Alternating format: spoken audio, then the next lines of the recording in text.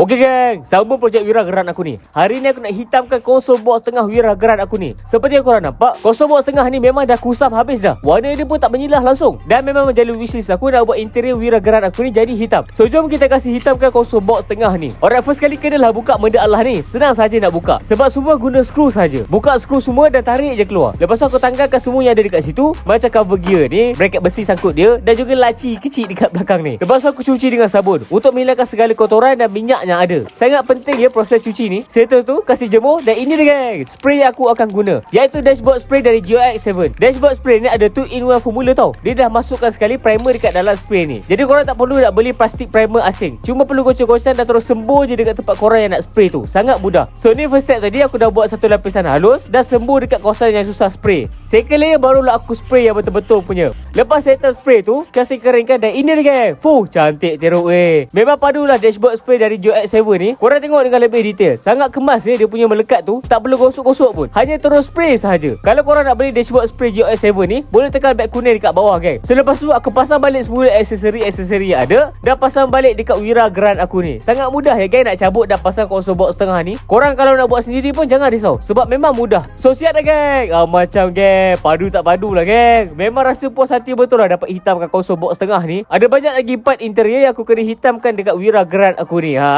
So geng, kalau korang berminat nak buat macam aku ni, guna dashboard spray dari GeoX7 ni geng. Memang padu. So geng, jangan lupa follow aku untuk update seterusnya.